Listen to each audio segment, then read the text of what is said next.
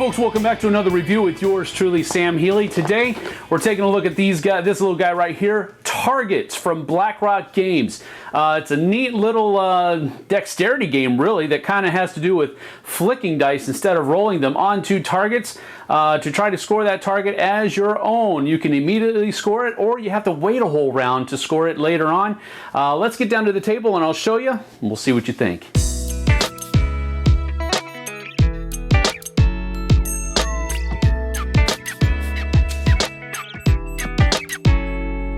Targets is a light dice flicking dexterity game where targets are placed in the middle of the table, and then each player takes a certain colored puck and the matching colored dice and make a little tower out of them, and you're supposed to be flicking your dice off of your tower one at a time, trying to get them to land on these targets. Targets that are hit like so, where any part of the die is matching the center part of the target, is scored automatically, which means it's taken off the board and placed face down underneath their puck. If a number of different dice are on the target by the end of the round, the highest player, the highest number of pips, actually scores that. It's not automatically scored, it is instead put face up underneath their puck like so. And then if anybody rolls their dice onto the target during the next round, it is stolen and taken from them. But targets that are hit with that center's piece are flipped over, denoting that they cannot be stolen any longer. So basically, every round is quite simply players flicking their 3 dice out onto the targets, trying to score them.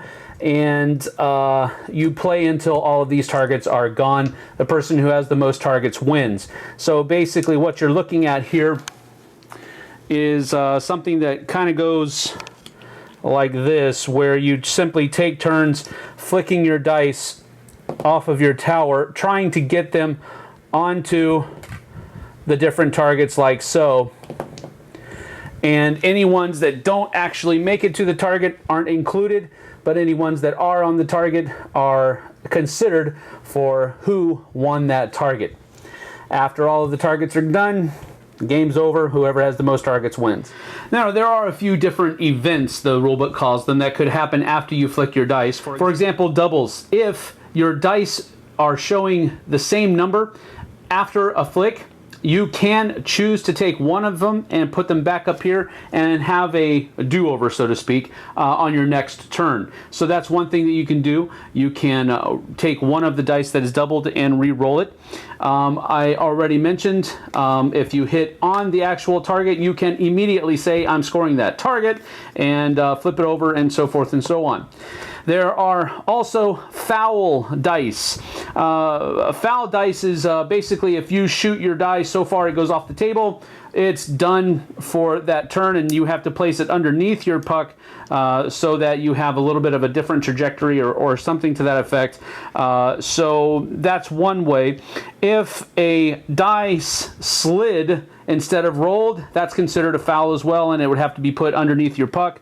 If more than one die falls off of your puck as a result of clumsy rolling or something to that effect, these are both considered foul dice and are placed under your puck, and which basically means that you're going to have fewer turns on that round than somebody else. If an opposing player's dice rolls onto a target that has not yet been locked, then they can steal that from you, and it goes placed under their puck, and then now they have to wait that extra round in order to validate it and turn it over. You can also disarm another person, where you can basically shoot your die so that it knocks one of the other guys' towers over, which means that they would have to remove one of their dice from that round, and they would have fewer turns to go with as well. A clarification, for example, if a die is kind of cocked on partially on the target but also touching the table, this is not considered a valid die to win this target. It would have to be not touching the table at all. It can still be hanging over, but if it's not touching the table, it's still considered valid. The last round of the game will occur when the last targets from the middle of the table have been taken, and at that point, the last targets that were taken are placed still face up like so that each player now must there is one final round where each player is simultaneously shooting their dice to other people, trying to steal that final target that was taken during that last round, and then at the end of that round, the number of targets are counted. Whoever has the most is the winner. Now, I'm not one to really enjoy dexterity games at all. I'm not that dexterous of a game player, but I will say that I kind of enjoyed this game. Again, it does not overstay its welcome. It's only about 15 to 20 minutes of a game time, and it can be very frustrating, especially if you just can't get the feel for flicking your dice just right. I know that the games that I played through, there were many times where I just wasn't able to hit the targets at all, and other times where I hit the target only to be knocked off by somebody else's die that hit the same place. And so it can be very frustrating, which is how I feel about many dexterity-driven games. Some people just don't have the nimbility. I don't know if that's a word, but they just lack the nimble nature in their hands and their fingers that some of these dexterity games really do need in order to succeed in. So those people that do have that nimbleness in their fingers have a leg up on those of us that do not. And I tend to dislike games that have that at their very beginning, knowing that you're not going to do as well as somebody else just because they have a little bit more hand dexterity than you do. So again, there's that. Take that with a grain of salt.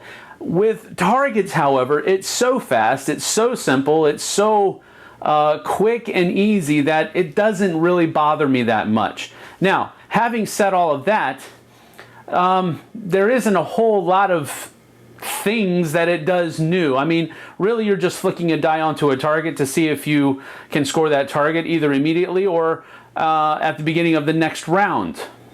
Not a big deal.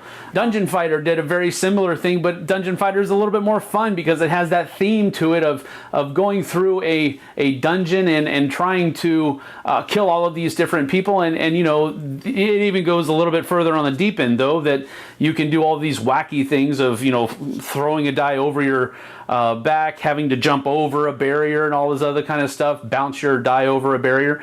So it's a little bit more fun, but again, somewhat a little bit more chaotic as well. So plus it plays a lot longer than this game does. So between the two, I think Dungeon Fighter is the better game, so to speak, but Targets probably goes much faster and kind of captures the same feel, just in a different format, a themeless format almost. So for Targets here, I'm just going to give it basically one thumb up, and that is because it is light, fast, it includes dice, and it is one of those dexterity games that I feel like I might have a chance at winning this one, or at least I have the chance of doing well, maybe if I don't win. So that is Targets from Blackrock Games.